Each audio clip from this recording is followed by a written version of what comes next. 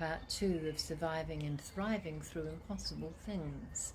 First, I want to apologize to everybody I left on a cliffhanger a month ago. That's only how long it's been since I asked you for prayers as I was going to the MRI, wondering if I had a brain bleed and not able to talk or function really at all. It was scary. And then I disappeared and I didn't update you, and I hope that you will forgive me for that.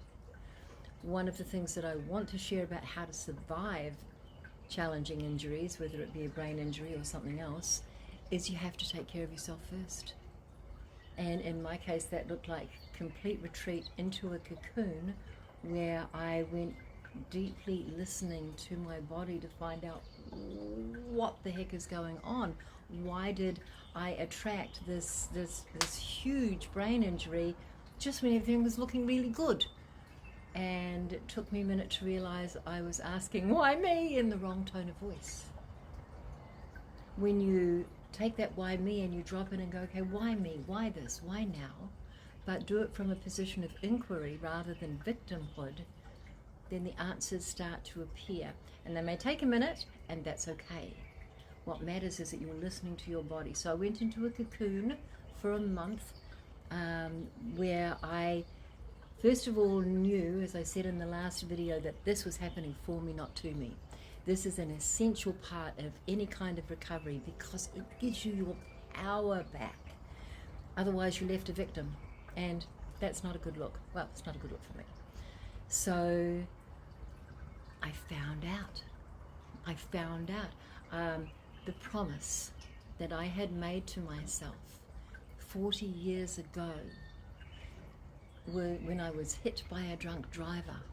I realized that all of the symptoms that I was having in this brain injury were reflective of the symptoms that I had when I was told that I'd be dead or brain dead by the time I was 30, because my brain injuries were very challenging. Again, I couldn't speak without stuttering. I couldn't stand or move for more than a few minutes. I couldn't focus on anything, and if I went into any kind of stress, within 3 minutes I would black out because the soft tissue would swell at the base of my neck. Blood would stop going to my brain, and I never knew whether I'd wake up from any of those blackouts. I was blacking out multiple times a day.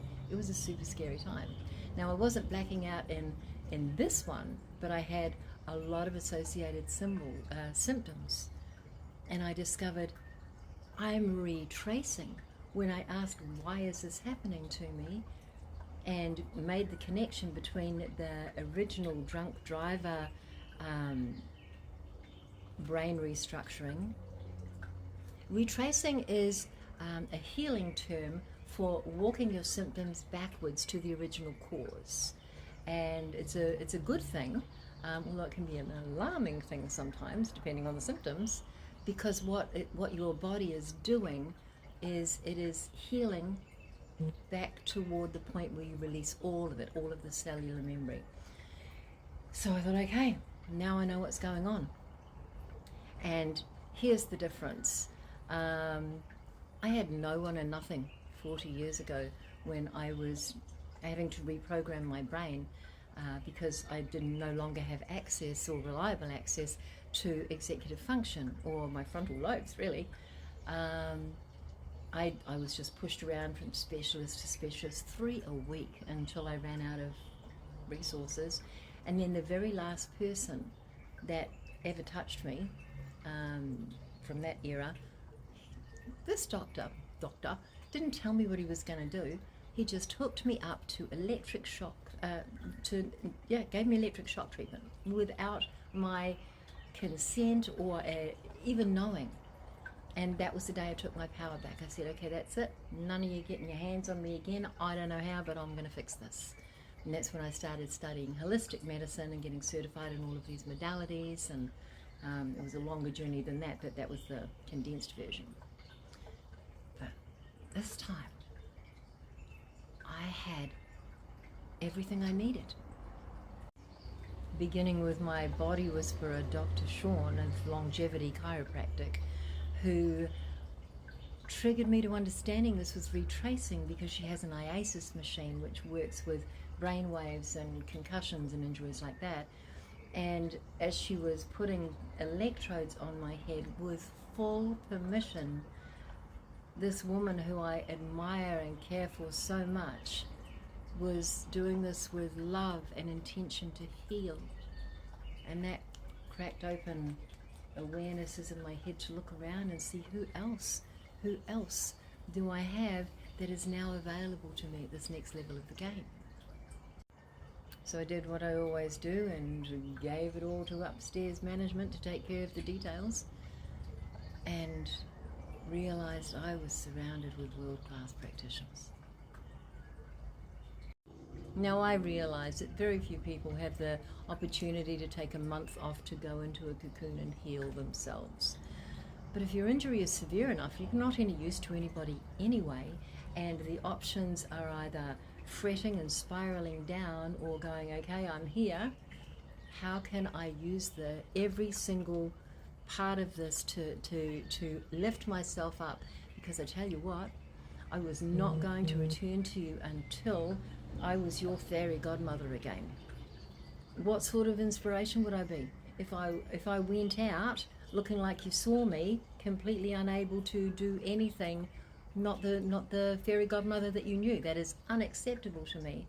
And so you were one of the reasons that I worked so hard to heal, because I realized, okay, why else is this happening to me? So that I can continue to walk my talk in such a way that it is unmistakable.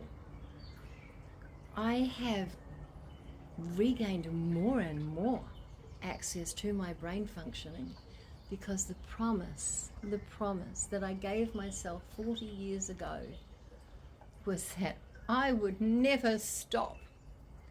I would one day find the way back to reconnecting my frontal lobes. I will never lose my connection with Source and all that means, but I always knew that one day I would regain access to be able to see human forms instead of just energy, and to remember back and to think forward, plan maybe. I will always give all of the details to upstairs management, but I needed to be able to return to you triumphant, and it only took a month, because I gave myself what it is that I need. I think that's the biggest thing that I want you to take away from this particular chapter, is that you are the only one who ultimately can really give yourself what it is that you need, because ultimately you're the only one who knows. And the more we go into our bodies and start listening to it instead of judging it, making it wrong, realizing that our bodies are doing the very best they can with what they've got, and they just want to have you listen so that they can tell you what they need, so that you can give that to your body. So that was part 2. Please tell me what you're finding helpful. What you would like to know? I mean, as I said, there's a few chapters in this, but I want to make it optimally productive for you. I love you so much.